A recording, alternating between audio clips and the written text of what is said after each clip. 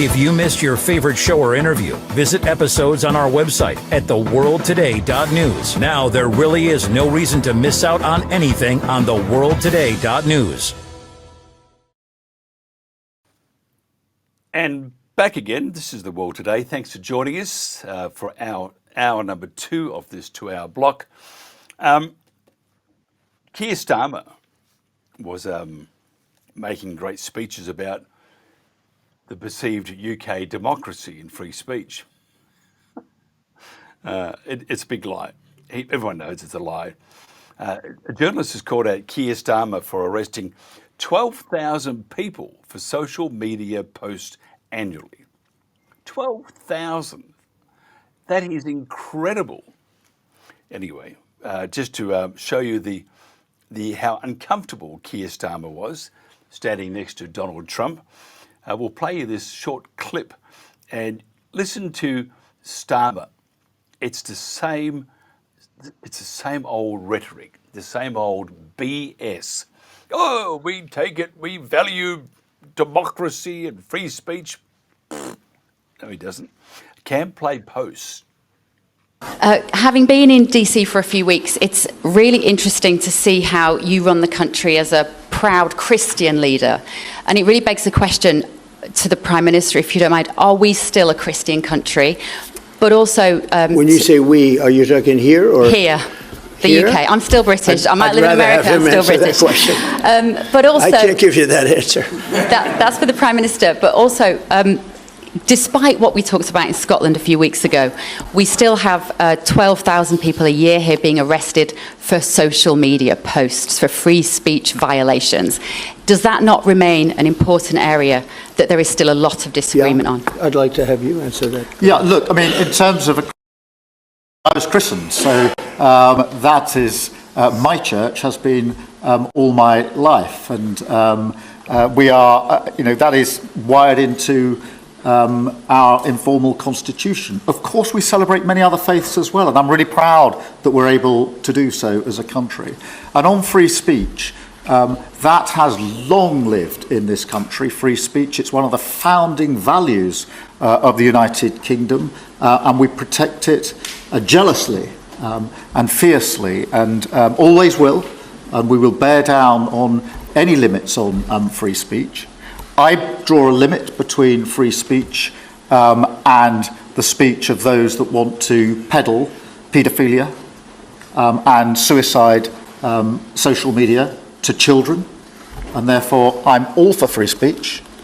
I'm also for protecting children from things that will harm them, paedophiles, those that peddle suicide, which has had a terrible consequence for individual, particularly teenagers. And so that's the balance we strike. But we have had freedom of speech in this country for a very long time, and we will always protect it. Thank you. That's right. Anyone who says there's no free speech in the UK will be arrested for saying that. I love that one. I had to use it somehow. I hear Mark in the background laughing, but it's true. I mean, Keir Starmer is just a... Look, I'll be nice. I've been told I shouldn't call politicians slugs, so I'm not going to. Most of them are slugs. Liz Kendall, now, she's loved by all. Cam, because she wants to bring in, by the way, she's going to jail those who don't embrace digital ID. Can play Liz Kendall. We know the government is looking at digital ID cards at the moment. How would that help prevent the situation that we're in now? Keir Starmer, our Prime Minister, has said we are looking at what other countries have done to bring in a sort of digital accreditation. I think there's real actually benefits right across here, from obviously dealing with illegal working, but also actually imagine if your viewers imagine that they had one credential that would allow them to access all the different government services and our public services too. I'm sure many of your viewers often tear their hair out with all the different numbers and passwords of the different bits of government that they have to deal with. And I do think there could be a real benefit here for people who are here and working legally and accessing our public services if there was one route in, as well as the benefits it could have with illegal migration.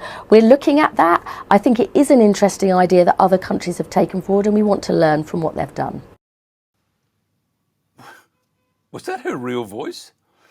I reckon Starmer sped her up. That leaves a terrible imagination. Sorry, got to wipe that away.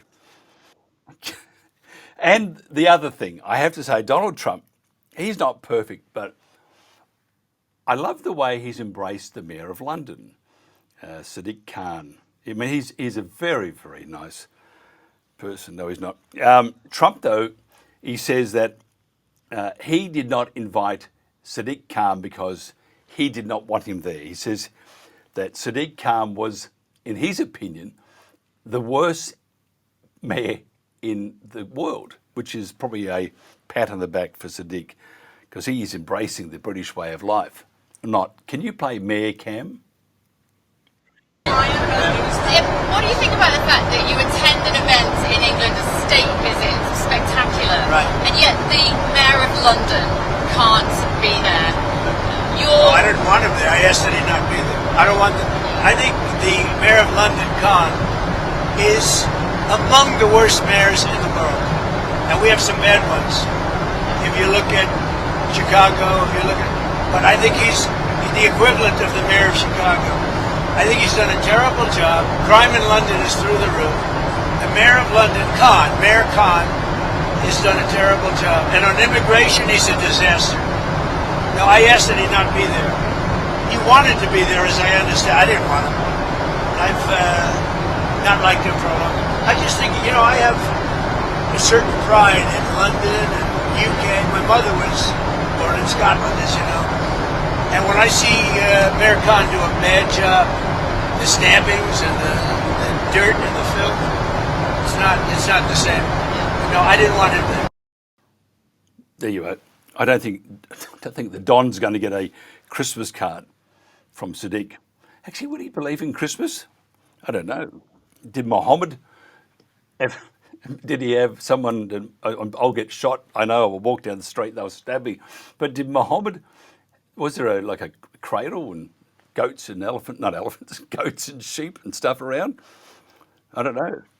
What is something, I suppose, Christmas for Sadiq, what would that be? We'll have to ask Marc Eichinger, who's a French investigative journalist, and he gets asked many, many questions that just become, I don't know. Mark, because I hear you chuckling in the background, can you tell me, Sadiq Khan, would he celebrate Christmas? I don't think so. But you will see that another mayor who is going to be elected very soon, Mamdani in New York, is not going to celebrate Christmas as well. And Mamdani is among Mamdani's family's mother was funded by Qatar. And that's a key issue today. It's not enough not to be, let's say, a Muslim elected person. The problem is to see who has been elected with Qatar funding. It's true. And it's very serious too, isn't it? It's very serious. Yeah.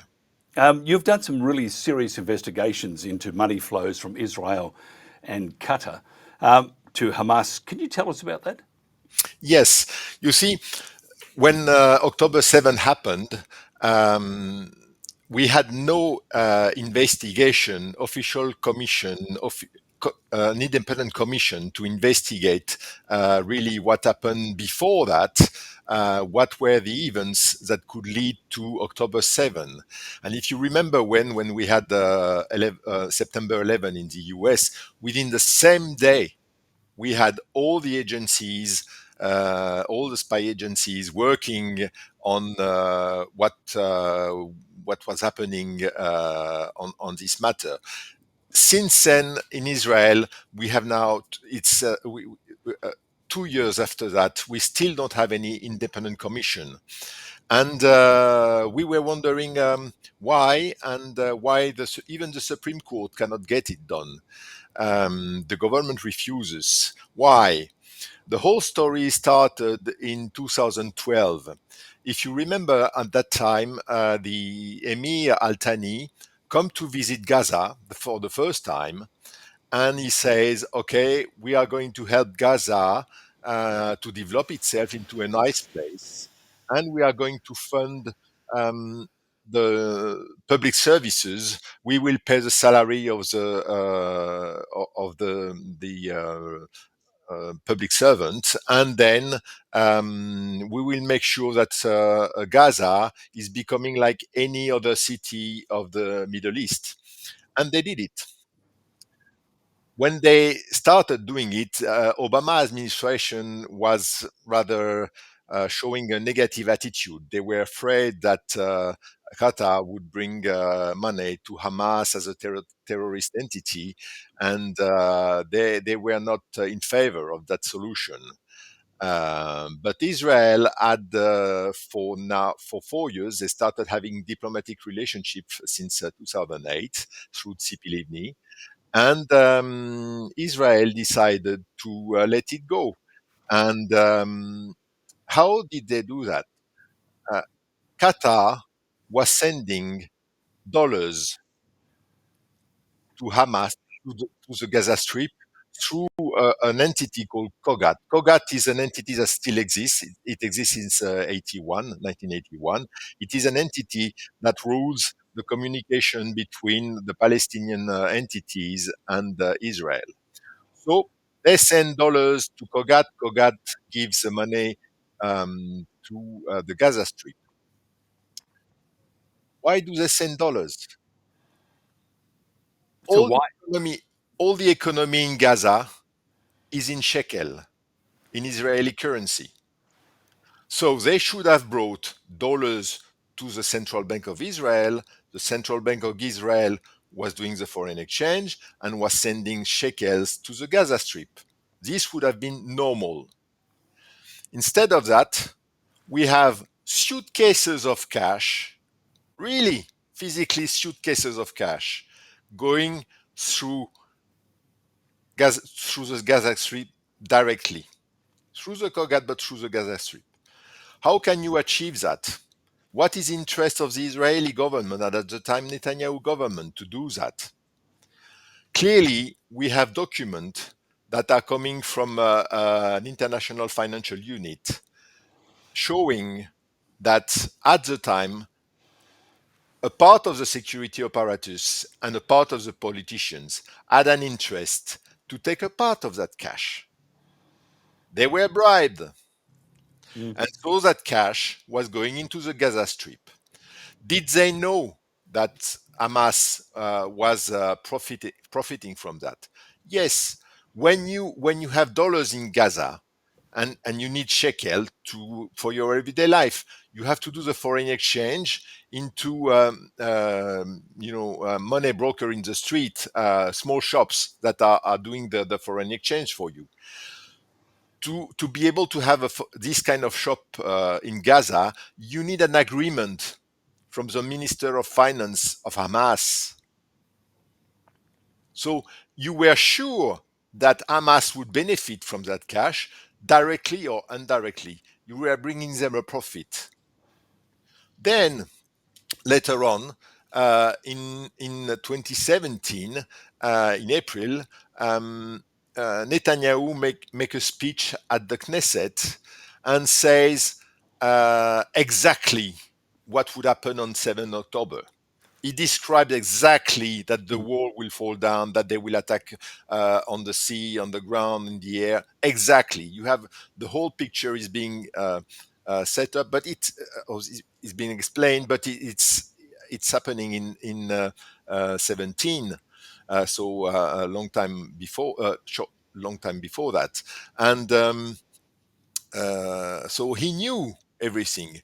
He knew again when he's providing an interview to the Times in London, explaining that they have tunnels and that these tunnels are weapons because they are not used for civilian purposes but for military purposes only. So they know. They know everything. When the public prosecutor, the public attorney Mandelblit in 2018 is calling for a meeting because he is scared that they have huge amount of dollars going into the Gaza Strip, he calls for a meeting with the Shin Bet representative, Mossad, all the security apparatus, and Netanyahu. And everybody says, "Oh, it's getting hot. We should stop that." And Netanyahu decides to carry on. So overall, you end up with a situation where they had their hand in the same honeypot, the security apparatus and the Hamas, and it ended badly. But there is something more interesting on which few people that are working, including myself. 4 months before the events, before the 7th October, 4 months, on the June the 18th, Netanyahu announced publicly that he signed a deal on a gas field called Gaza Marine. For 20 years, they have been discussing on this issue with the Palestinian. What is the Gaza Marine? It's a offshore gas license that is 35 kilometers offshore Gaza. And as you know, close to this part and that offshore Israel, you have a giant field called Leviathan, which represents a lot of money. The last deal was signed for $35 billion on Leviathan. It benefits to Egypt. They will use the gas to produce power for Egypt, and it's a huge income for Israel and a huge saving for Egypt. And so you have a few gas fields like this on the coast. And so on June the 18th, 4 months before the events, they signed a deal between Bezalel Smotrich, the Minister of Finance of Netanyahu government, and the Hamas. And who in the Hamas is Yahya Sinwar. Is the guy who is president of the political bureau and the one also who is in charge of the maritime borders. So everything goes well. Why, 4 months later, it goes wrong? In the meantime, during these 4 months, Smotrich decided to give 12 licenses, to auction 12 licenses, 12 new licenses, and 3 of them are within the Gaza Strip, let's say, authority, between brackets. And Smotrich denies any right to Hamas, denies anything. He doesn't want to talk about that. So, was it a reason to launch an attack on Israel? Did the Palestinians wanted to show that they had to be respected? That we don't know yet. But when you talk to Hamas officers that are now safely in Beirut or in Doha, they will explain you that the idea that they had when they launched the attack was to take hostages, only hostages. And they launched a first wave of attack with their best troops, what they would call their special forces. They didn't see, they went far, they met no resistance. They went by far above the limit that they should have reached. And they grabbed those stages, as you know. They didn't see that behind them, you had a lot of population from Gaza who were willing to commit all kinds of crimes. And when they went back with the hostages, they understood the result and it was too late, which doesn't change anything to their responsibility. But their goal was to get hostages. They wanted to have a mean of pressure. When you ask them, was it because of the gas deal? They don't answer. Nobody wants to answer about this issue. And this issue is not a subject that you can you cannot ask any question on this issue in Israel as well. So the international community now is being trapped more or less into this conflict. We have a huge risk of migration with this Palestinian. Huge. That's why many countries, including Australia, will recognize a Palestinian state, because we want to give them a chance to stay where they are. And it's a matter of concern for everyone. We should launch an international investigation to show to the public that originally we had a bribery issue, and then probably a gas bribery or something happened with this gas license. And of course, you wonder at which level the security apparatus has been corrupt. We know already, we have more than a cluster of clues. We have evidence that one director of the Mossad was involved. We don't know yet how the money was laundered. We don't know yet where the money was stashed. But we have, let's say, some clues.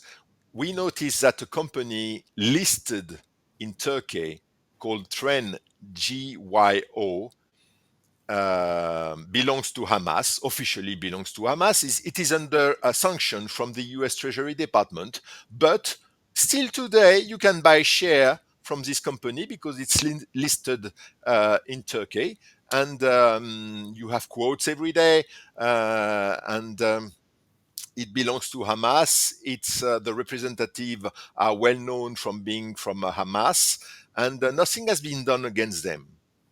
That's a matter of concern. You wonder how is it possible? And then when you look at the performance of this company, it goes up like crazy. And when Netanyahu is elected, for example, the share goes up like this, 30% within a few days. So first thing, why this company is still listed? Why nothing has been done against Hamas financing? What's going on the performance on this company? More than 500% since it is listed, and it was listed 5 years ago also. I tried to see whether within the same category there was another company like this on the Istanbul stock market. I just wanted to see whether it was just, business. But they do real estate.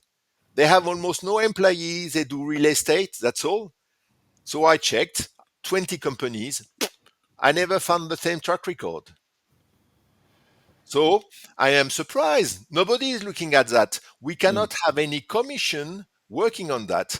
And when you hear that Hamas is going to be destroyed, how do you destroy the funding? When you work on counterterrorism, the first thing that you learn is that the only thing that matters in matter of terrorism is the financing. If you cut the financing, then you don't have any more training camp, you don't have any more weapons, you don't have anything. Nothing has been done on the financing. Nothing, absolutely nothing. You have still people of Hamas in Beirut, in Doha, of course, and they have the funds. And when you talk to them, they tell you, oh, Mark, okay, we lose Gaza, we have a lot of trouble and victims in Gaza, fine, okay. But we can recruit, we can pay. And everyone in the world knows what is Hamas, what is the Gaza Strip. The Gaza Strip is tiny. It's 40 kilometers, it's a strip 40 kilometers long and 10 kilometers large. It's, let's say, 1/3 of Canberra, but with 2 million people inside, so it's a big difference. It's tiny. For 2 years, the Israeli military has been bombing this place. It is now the place on earth that received the more bombs ever in history. For 2 years, and the result is still, let's say, mixed. They still fight. They still have funding. They still have contact resources and so on. Of course, nothing has been done on the financing. But their big advantages now that everyone in the world knows where is the Gaza Strip, what is Hamas, and they have free Palestine everywhere with their flags and everything. Even in villages in France, you have people with free Palestine flags without knowing anything about the history of the Middle East and so on. That doesn't matter. Even in Switzerland, yesterday we had a demonstration in Lausanne for Free Palestine. I understand that people are shocked by what's going on. The word genocide is not a small word, but in Srebrenica it was used while there was 8,000 victims. In Gaza you have much more, 60,000, probably more than that. Because you have people under the rubble. But it's a genocide, no problem. It's a genocide. The problem is it now better for someone? Is it better after 2 years for the Israelis or for the Jews? No, the world is not better for them. So they fail. Why do they fail? Because nothing has changed. I give you another example. Yesterday, the Hezbollah sent a video which is like a threat regarding the soldiers that were hit by the pagers. And you can see people with half a hand like this, and they are manipulating tools and they work on bombs. And that's the message they send, is that we are not dead. We want to fight on. We want to carry on fighting, and nothing has changed. So even there, nothing's changing, and basically you understand that violence cannot be the only solution. You need more brain juice, and you need to fight the financing. This is key. If you want to have less overall Muslim pressure through Qatar. Qatar is funding terrorism for more than a decade. They fund every kind of movement. And on top of that, the head of the Muslim Brotherhood is Sheikh Hamoza. And when Sheikh Hamoza she's the boss of the Al Thani family. When she goes abroad, she has a red carpet, and nothing's changed. So it's not bombing Doha that will change anything. We have to take measures so that overall companies that are listed in Turkey are closed. We have to know what happened in this company. And we believe, for example, that part of the Israeli apparatus and the part of Hamas laundered the money that they received through the same tool, which is even more shocking. And we need to show that to everyone, and we need this investigation to take place. We need the independent commission. And for this, I take my hat off to Ghaliba Miara, the public attorney. She is resisting a lot of pressure. She survived a murder attempt. She has a lot of threats, and she keeps on fighting to get Israel where it should be. And the Israel that we want is the Israel of the Independent Declaration. If you look at, Israel has no constitution, but when Ben-Gurion in 1948 launched the State of Israel officially through the Independence Declaration, he describes the country in 2 lines. He says, Israel will be a laic country. You keep any religion will be welcome, but you keep that at home. There will be equality between men and women, and we will be a democracy. We are far from that today. We are. If you want to look at the spirit of Israel, you go to Mount Herzl. You have the graveyard for the military, and you have the graveyard for the politicians. You have Golda Meir is buried over there, all of them, Menahem Begin, not Ben-Gurion, but Menahem Begin and so on. And there is one grave that is different from the others. bigger, nicer, different. It's a carbine grave because he was killed by extremist Jews. And there is some kind of atmosphere in his graveyard, and you feel that, yeah, you value democracy, you value the people who built this country, the old guard, I would say, Yep. and they are not ready to give up their country. Yep. Look, we do have to go. It's absolutely fascinating. I was having a great lesson here, and I enjoyed it very much. Mark, if somebody wants to find out more or just to support you, what do they do? How do they do that? Well, support would be if you read French, just buy my books. That helps. Other way, just copy paste the comments. You have interviews that you can find. Most of them are in French, but I try to promote a solution, for example, that is coming for the Palestinian. In a few words, I will be very short, I promise. Yes, we want a state of Palestine, but how do you do that? It's impossible to do unless you do like the United Arab Emirates. You do a federal state. United Arab Emirates there are 7 states together. They live independently, and they are together when they have a national issue. You have in West Bank and in the Gaza Strip families, Palestinian families that can hold, that are holding Hebron or Ramallah and so on. These families can work like the United Emirates. They can be in charge of the city, and when they need to join, they join into a council. And that would be the solution. Really, the Palestinians locally would like to see that. They don't want a democracy like we want. They don't know what it means for them. They never knew that. So forget it. But this kind of solution would work. Support that. Yeah, no, it's just brilliant. I think your insight is second to none. Marc, we'll do this again very shortly, undoubtedly. Marc Eichinger, he's a French investigative journalist. Thank you very much for your time, sir. This is The World Today.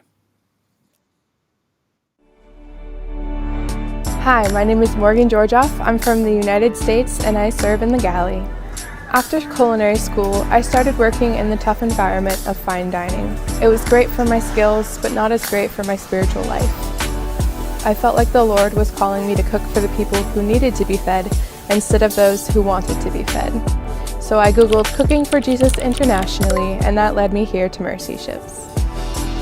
Many members of my team are national workers from whatever country we're serving in. Getting to learn and live in a new culture alongside its people has opened my eyes to just how much love and hope can change lives and what being the hands and feet of Jesus really feels like. Every single person on the ship needs food to be successful in their roles.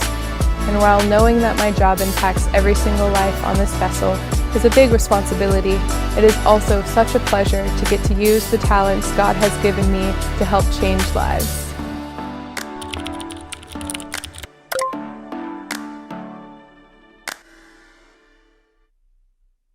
The conversation continues. How ridiculously complicated they've tried to make this global warming argument. Today's News Talk, the world. And on the homeward stretch on a Friday morning in the UK, if you want to see the catch up with these interviews and the shows, very simply just go to go to YouTube and also to Rumble. They're up about an hour after we go to air, so hopefully you'll make full use of them. They're absolutely brilliant. I thought Marc Eichinger was just stunning, and I would like to have him on as many times as we can. Hedley Rees is Managing Director and Lead Consultant at PharmaFlow Limited. Hedley, thanks for joining us. Could you tell us about the Merck scrapping the $1 billion expansion? That must have, people must have held their breath like, what does it mean for the industry? What does it mean for the UK? Well, the thing is, the whole industry is falling apart. So this is not about the UK. With Donald Trump saying he's going to reshore manufacture back the US, we mustn't forget that 40 years ago, the whole industry went to China, went offshore, China, India, low-cost countries. Now, this is the richest industry in the world. So why would they go to low-cost countries to buy their raw materials? So that's one thing. So that's a huge issue because you just can't move the materials you use to make a pharmaceutical product from one country to another. It takes years of testing, working out analytical methods. The whole practicality of moving a pharmaceutical product is highly regulated. So we've got that issue. And then, of course, we had the outsourcing issue where the big pharma companies don't make their products anymore. It's all done by contract development and manufacturing organizations. That's the development and manufacture. And the research piece is done by contract research organizations. So they've got themselves in a hell of a pickle. And it's what a good friend of mine, Professor Andrew Cox, terms unforeseen moral hazard, which means the people who make your products aren't responsible for the quality of the products.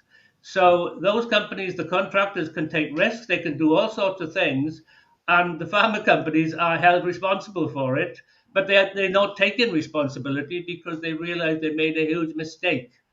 So, and what we're seeing now is the fact that this is coming to light. So reshoring products back to the US is going to take 20, 25 years. And I saw this morning, one of the companies had pledged $20 billion to bring manufacture back to the US. Well, it's not about money. It's about your ability to be able to manage the supply chain so that you could do the qualification of suppliers, you could do the audits, you can do the various validation activities that need to take place. And, to build a new pharmaceutical plant, especially if it's a biologic, is going to take you 10 to 15 years because biologics are so sensitive. And even then, each biologic manufacturing plant makes a different product because of issues I've said before, which is the mantra in the industry is the process is the product. Because these are so sensitive to the equipment they're made in, that one company can make what seems to be the same product as another, what they call a biosimilar, and clinically it's very different. And so you cannot claim equivalence. So it's highly likely if you build a biologics plant to make, say, Herceptin or something like that, a monoclonal antibody, and it turns out it's not the same. So that plant really is worthless. So we've got all this. The industry's gone berserk. On LinkedIn now, there are companies paying billions and billions for companies who are never going to get a drug to market. But their PR and all they say about the potential of the drug, which is complete nonsense, investors are falling for it. So we've had the gold rush now. We've had the vaccines, which was a gold rush. Investors piled in. Now we know they were a complete failure, and Big Pharma have got no other products because almost all the products in the world are copies of the original because of the value of death and then the patent cliff. So the industry really is just madly trying to do things that will keep investors engaged to their products. All they've got is products for rare diseases, and which are highly dangerous in supply chain terms. They're called autologous therapies, which means they're specific to the patient. These are the cancer drugs that have got an FDA black box warning on them. And to be honest, Mike, you could not make it up. Surreal is the best word I could use for it. Yeah, I was looking at eBay and I could see a couple of pharmaceutical companies for sale. It was just like, it's like, boy, do we have a deal for you. Is this not the death knell for the industry, but it's a major restructure and rethinking, isn't it? Oh, yeah. I mean, we have scientists developing drugs. So, they do what they call molecular modeling. They've got all this sophisticated software which tries to work out if a molecule will hit a particular target in the brain or somewhere in the body. And that is complete nonsense. You have to have evidence that a molecule is going to work. And we saw with Alexander Fleming in August 1928, he had that evidence. He found something that was in his culture dish that was actually killing bacteria. That was strong evidence. He couldn't isolate what it was. So unfortunately, it took him 11 years to find Oxford University, and they isolated the active ingredient for them, and they did some small clinical studies and safety studies and found, yeah, this is actually working, and they had clinical data that showed it worked, but they couldn't make it in any quantity. So they went off to the US Department of Agriculture, and there they met a man called Andrew J. Moyer, who devised the manufacturing process, and he was awarded the patent for the manufacturing process in 1948. And then, of course, the quantities for the World War had been made, and soldiers' lives were saved, and other people. How many lives have been saved since that? These days, they don't manufacture the process; they manufacture the molecule, and who knows what it's going to do? And 95% of these molecules fail. In fact, it's probably more than that now. Barely any new drugs get to market, and the world is trying to work with drugs that are now out of patent, and there's nothing coming out of the pharmaceutical industry that's good for patients. That's actually very not reassuring at all. Is there a point then that we reach with these private companies that we say, you really can't go belly up on us, so what we'll do is government will step in and take control? Is that worth reviewing, and is that a possibility? How government can take control is to revisit pharmaceutical patent law. There's a thing called compound claims. This is archaic patent law that the industry's been gaming for 40 years. Compound claims, and it's in my next book. I've detailed it in quite stark terms, and they've got a process called evergreening, where they keep changing the process slightly, and then that gives them a new extension to the patent. But compound claims allows you to patent a compound. Now, it doesn't say that you have to be able to know you're going to make a drug out of it.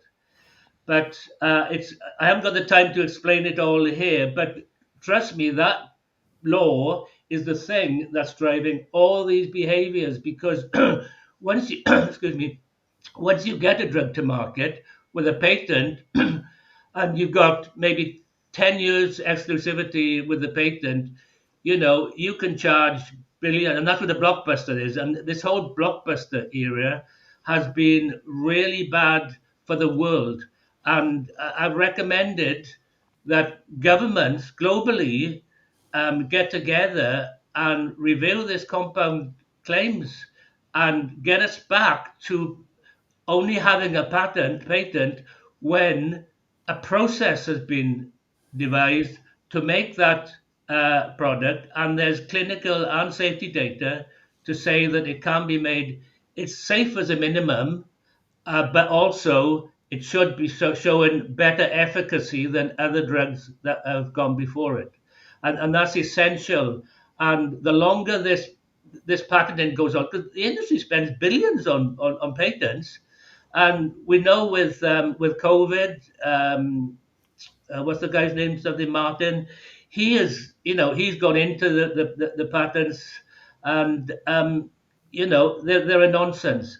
So only governments can do that. Only politicians can do that. Robert Kennedy Jr. can do it. I'm sure he will be doing it because he's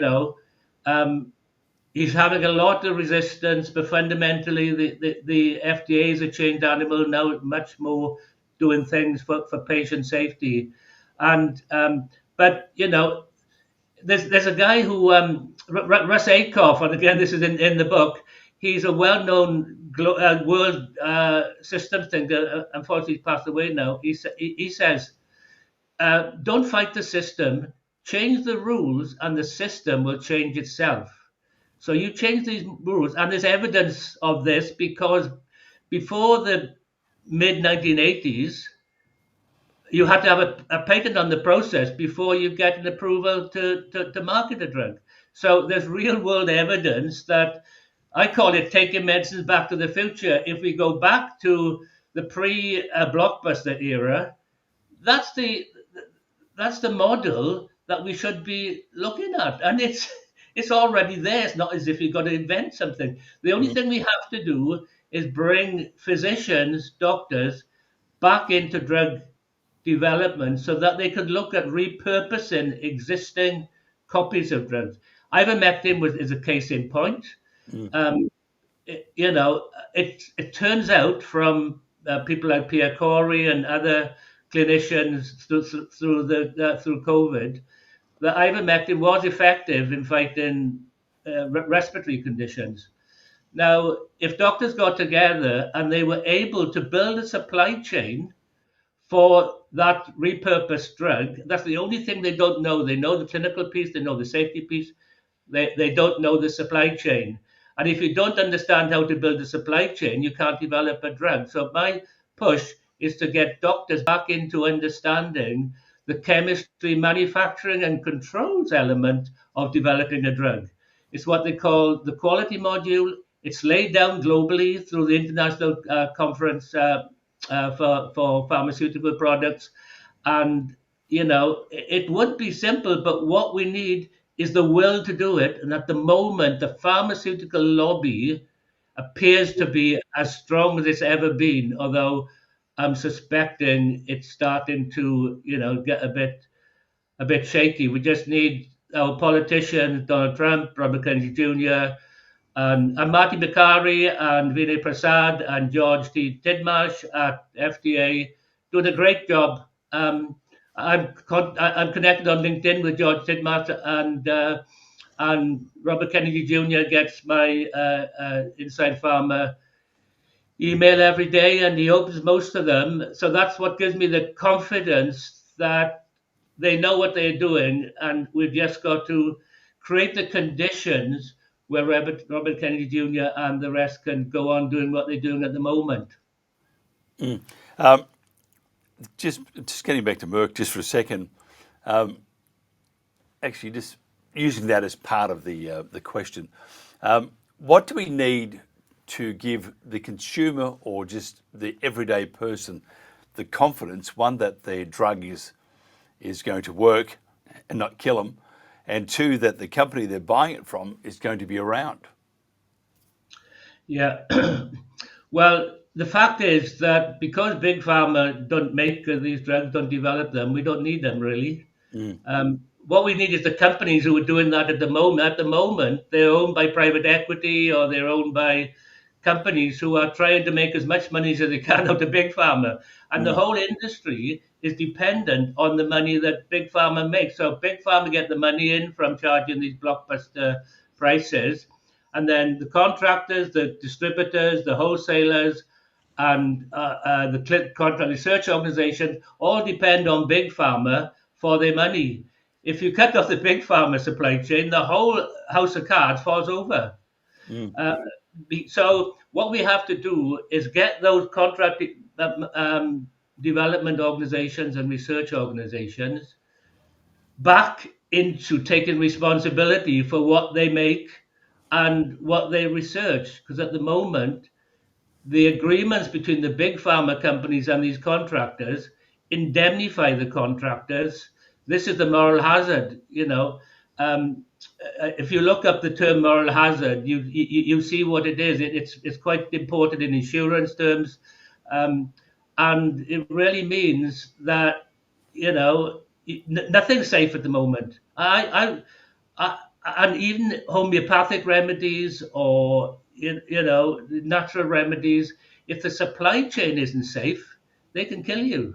I mentioned the heparin incident before in 2007, 2008, where there was adulteration of a raw material in China, and hundreds of people died, had serious adverse events, and that's gone down in history as probably the biggest tragedy in the history of the industry, aside from the COVID injections. It's absolutely fascinating and very convoluted and intertwined with all sorts of things. I'm sure there's a good movie out of that if we could simplify it a bit for the layperson, including myself. Just quickly on your books, Transforming the Pharmaceutical Supply Chain is your latest one. How's that doing? How are the others doing? And did I hear you mention you're working on a new one? Do you ever stop? No, I won't stop. I've got a few self-published books, which really it forecast this. Like the first one was in 2015, then I was Find It, File It, Flog It. Then I wrote Taming the Big Pharma Monster. I've wrote COVID Supply Chain, Fact Not Fiction. And for anyone, if they want a book to understand this, go on Amazon, put in COVID Supply Chain, Fact Not Fiction, and it's easy to read, and you'll understand all of this in about 2.5 hours. But I'll go on writing. I'm going to hold a conference. In 2019, I held a conference called Medicines for the 21st Century, Safe, Better, Cheaper. And I wrote a white paper that went to Jeremy Hunt, and he acknowledged it.